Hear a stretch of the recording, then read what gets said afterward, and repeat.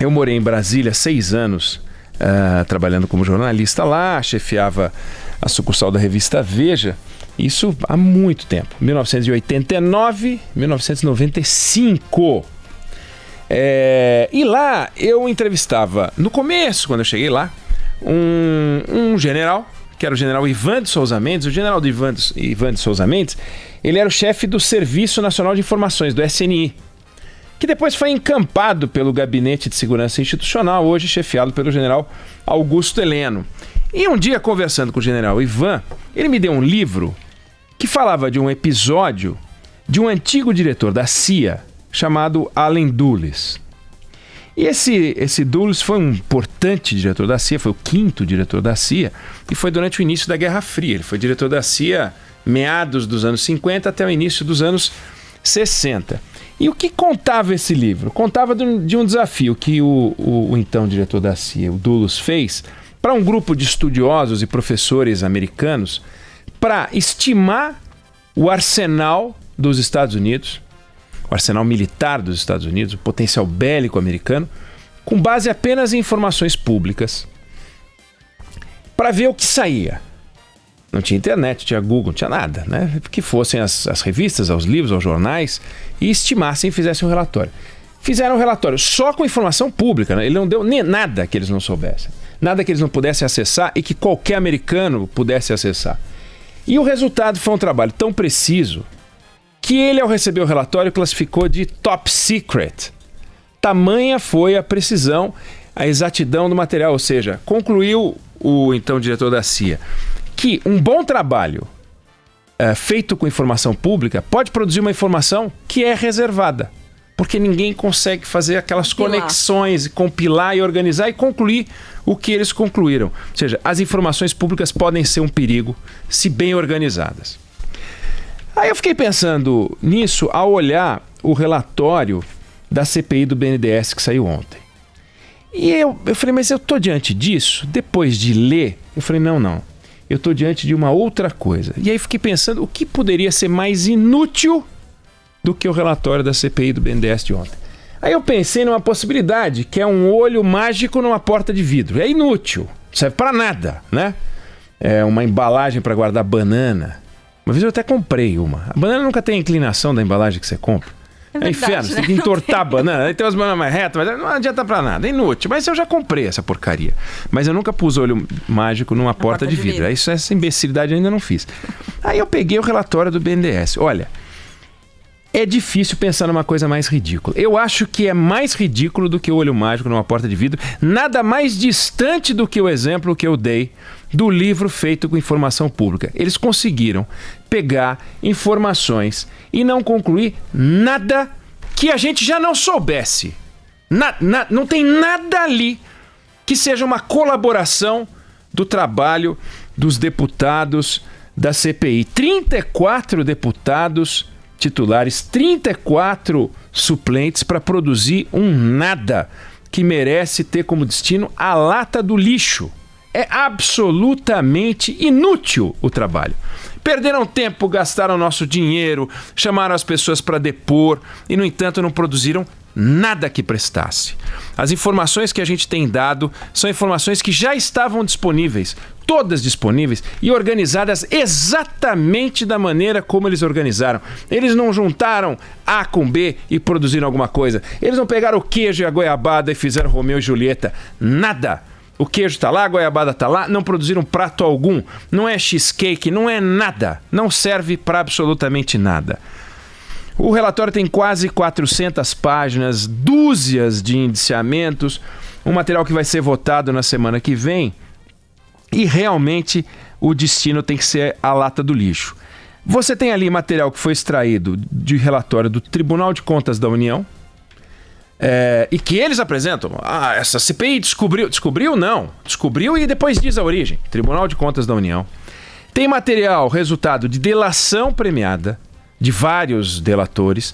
Tem material ali que é resultado de indiciamentos da Polícia Federal. Tem material ali que é resultado de denúncias do Ministério Público. Tem material ali que é resultado de reportagens de jornal. Tem material ali que é resultado de livro.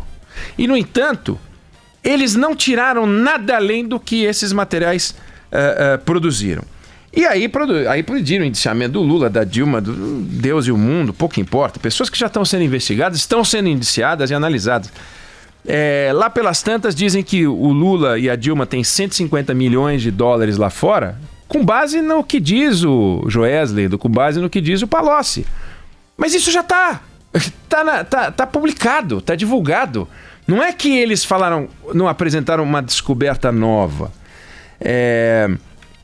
Ela se impôs como objetivo investigar a prática de atos ilícitos e irregulares no âmbito do Banco Nacional de Desenvolvimento Econômico e Social, ocorridas entre o ano 2003 e 2015. A terceira CPI inútil feita para investigar o BNDES. O Brasil está forrado de CPIs inúteis.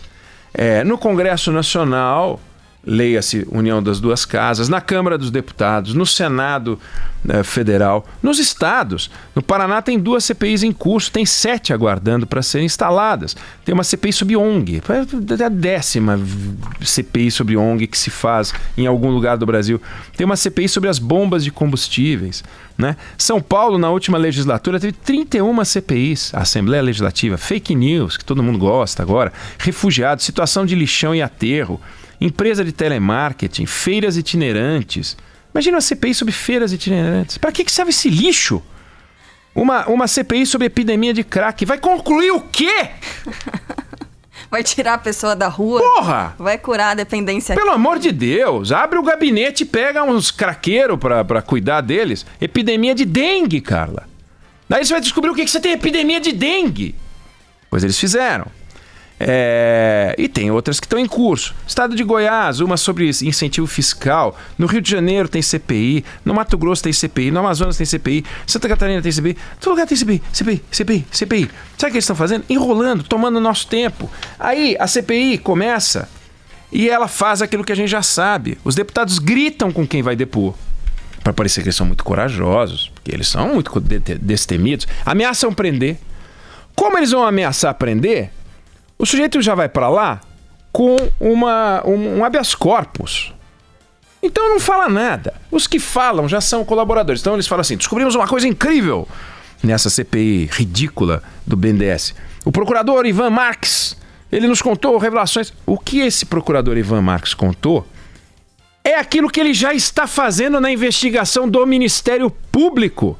Foi lá e contou o que está acontecendo. Não trouxe uma novidade. Então é assim, quando eles chamam pessoas que estão investigando em outros fóruns o tema que é abordado, eles simplesmente transcrevem a descoberta que o cara já fez. Tem vários. Então, tem um trecho lá no relatório final que diz: embora muitos depoimentos, até pela condição de investigados e de pessoas diretamente envolvidas, tenham sido evasivos, como em geral ocorre em comissões parlamentares de inquérito, alguns depoentes trouxeram elementos interessantes para corroborar a hipótese investigada da CPI BNDES quanto ao desvirtuamento político. Por exemplo, o procurador Ivan Marques prestou seu depoimento, mencionou explicitamente o envolvimento do ex-presidente Lula. Pô, mas o Ivan Marques está investigando. Ele não revelou nada lá, como agora depoentes estão revelando sobre o caso do ministro do Turismo. Está surgindo novidade. Não, ali é só uma transferência de uma informação que já está disponível para outro lugar e ela passa a ser disponível, aí o cara põe no relatório e torna aquilo como se fosse um fato novo. Bom, quando, no entanto, o depoente é ocupante de um cargo público, obviamente não surge nada. Entrevistaram um ex-presidente do BNDES, que é o Demian Fioca, ele fala assim: em determinado momento, seu depoimento, Demian Fioca deixou claro que internamente, ou seja, dentro do BNDES, seria difícil uma interferência política. Bom, mas ele vai dizer o quê se ele é presidente do BNDES? Aí eles, ouvindo quem eles investigavam, saíam essas coisas, como que eu falei. Aí vamos lá, pegar um caso bem específico. Eles dizem assim: temos um capítulo todo ao grupo JF. E eles analisaram a compra de ações pelo BNDES, BNDES Par, compra de empresas lá fora, Pilgrims, a National Beef Packing, a Swift, a Smithfield Foods, a compra da Bertin pela JF, tudo isso analisado. Você fala: porra, aqui tem, né? Agora vem. Baseado em relatório do TCU, baseado em acordo de delação premiada, cita o livro da jornalista Raquel Landim sobre o JBS. denúncia do Ministério Público, depoimento do Palocci e a colaboração do Joesley Batista, que é um pedaço importante lá. E aí vem assim: a própria colaboração premiada firmada por Joesley Batista, Wesley Batista e Ricardo Saldi, igualmente acostada nos autos da CPI, contém alguns anexos específicos tratando do suposto aqui. Por exemplo, anexo 25, Ricardo Saldi traz uma síntese do suposto esquema de distribuição de propina em razão do financiamento do BNDES. Ou seja, eles pegam um delator e colocam o delator como confirmador da acusação, que no fundo foi gerada pelo próprio delator. Como é que você usa o cara que delatou para confirmar uma acusação? É um piro. De acordo com Joesley Batista, em diversas ocasiões, percebeu a surpresa e o desconforto de Luciano Coutinho com sua presença. Enfim, Joesley Batista escriturou em favor de Guido Mantega, por conta desse negócio, o crédito de 50 milhões de dólares, tendo aberto conta no exterior em nome do offshore que controlava. Isso é o que ele diz. Não é o que a CPI descobriu. Então a CPI descobriu, entre aspas, algo que ele disse que já estava publicado, divulgado, num acordo de colaboração. Eles botam para dentro e dizem: relatório da CPI diz que o caramba, enrolação, enganação, empulhação, enganando, buscando manchete. A CPI se tornar um teatro. Isso é um teatro, é uma palhaçada. Vão lá, agridem as pessoas, na hora do relatório, escreve o que bem entendem. Depois sabe o que acontece? Pegam um pedaço do papel, mandam para a Polícia Federal. Pum. Pegam outro pedaço do papel, mandam para o Ministério Público. Pum. E aí sabe o que acontece? Nada. Lata do lixo. Aliás, isso aí já deveria ir para a lata do lixo.